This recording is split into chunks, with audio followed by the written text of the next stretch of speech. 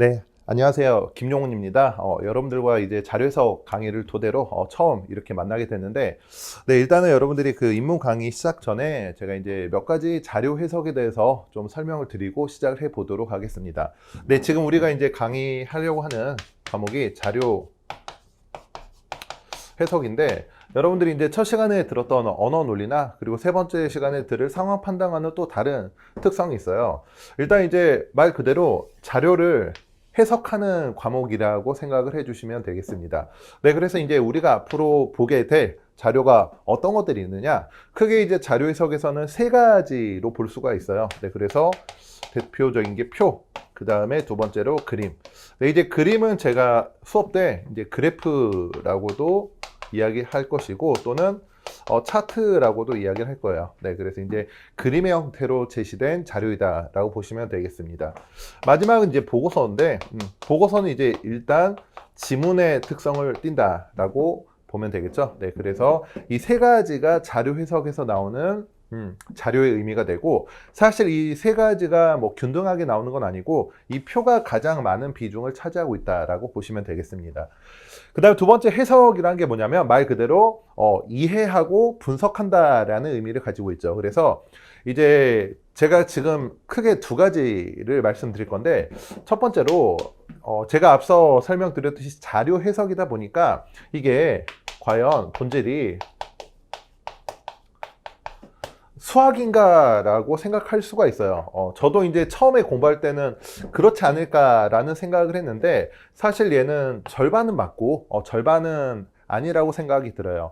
근데 일단은 물론 이 자료 해석을 여러분들이 시작할 때 수학적인 감각이 조금 있으신 분들은 비교적 다른 분들에 비해서 좀 잘 하시는 편인데, 그렇지 않다 할지라도 지금부터 우리가 앞으로 어떤 방향성을 가지고 공부를 하느냐에 따라서 충분히 잘할 수 있는 과목이에요. 그래서 미리 말씀을 드리고 싶지만, 수학적인 베이스가 전혀 없다라고 해서 너무 좌절하거나 걱정할 필요는 없다라는 거 미리 말씀드리고 싶고, 그 다음에 두 번째, 이 자료에서 뿐만 아니고 이 소위 말하는 PSAT라는 적성 시험이 IQ 테스트인가 라는 의문점을 가지고 있을 수가 있는데, 네, 물론 이제 개 중에 별다른 베이스 없이 잘하는 친구들도 있기는 해요. 근데 그 친구들은 아주 극소수이고, 이제 그런 친구들도 그 친구가 지금까지 어떻게 교육을 받아왔느냐를 생각해 보면 뭐 잘할 수도 있다라고 생각이 들 수 있는데, 일단 IQ 테스트는 아니에요. 제가 이제 뭘 강조드리고 싶냐면, 여러분들이 지금까지 베이스가 미비할지라도 지금부터 아까 말씀드렸던 것처럼 올바른 방향성을 어떻게 가느냐에 따라서 이걸 충분히 잘할 수 있다라고 말씀을 드리고 싶어요. 그래서 얘도 일단 세모로 쳐두도록 할게요.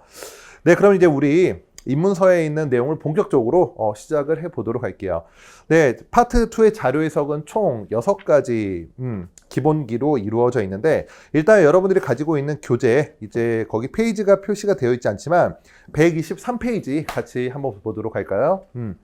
123페이지 보시면 이제 자료 해석 핵심 기본기 1이라고 해가지고, 이제 첫 번째로는 문제에서 무엇을 묻는지 파악한다라고 되어 있네요. 그래서 일단 기본기 첫 번째부터 본격적으로 시작을 해 보도록 할게요. 네, 그러면 이제 무엇을 묻는가, 이제 이게 첫 번째 기본기인데, 거기 이제 아래쪽에 보시면 이제 두 가지 중분류가 있는데, 일단 첫 번째는 틀린 것과 알 수 없는 것을 구분하자. 그 다음에 이제 두 번째 2번은 뭐라고 되어 있냐면 발문의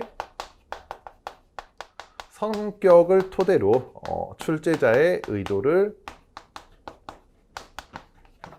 파악하자라고 되어 있습니다. 네, 일단은 이제 이게 무슨 말인가 라는 것을 우리가 이제 생각해 볼 필요가 있는데, 일단 이제 자료 해석에서 이제 문제에서 묻는 바가 있어요. 이제 이러한 자료이다. 그리고 다음 중 뭐 옳은 것은 또는 옳지 않은 것은 이라고, 이제 맨 마지막에 물음표 형태로 끝나는 이 부분이 이제 발문이라고 보면 되겠습니다.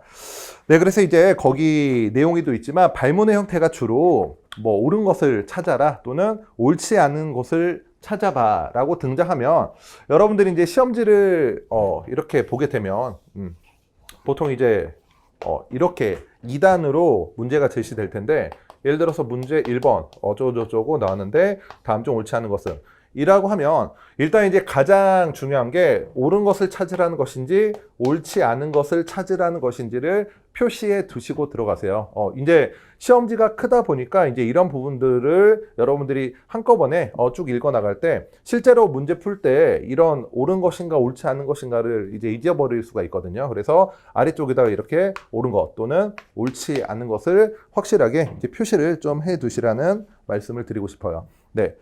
그래서 이제 이런 것을 물어보게 되는데 이제 우리가 이제 이런 것도 한번 생각을 해보자라는 거죠.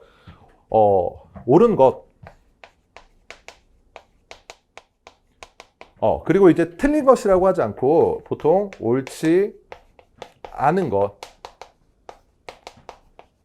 것이라고 묻게 되는데 사실 이제 크게 물어본 게 두 가지 분류예요. 이제 옳지 않은 것은 부합하지 않는 것.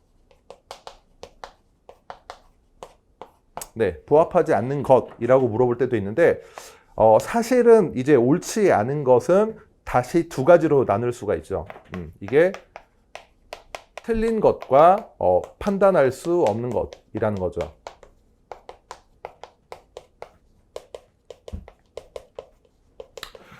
네, 그래서 이제 이런 부분들을 좀 명확하게 우리가 짚고 넘어가자라는 의미에서 제가 첫 번째 기본기로 가지고 왔는데 그럼 이제 구체적인 내용이 무엇인지 한번 살펴보도록 하겠습니다. 네, 여러분들 124페이지 넘어가서 보시면 이제 틀린 것과 알 수 없는 것을 구분하자라고 돼 있죠.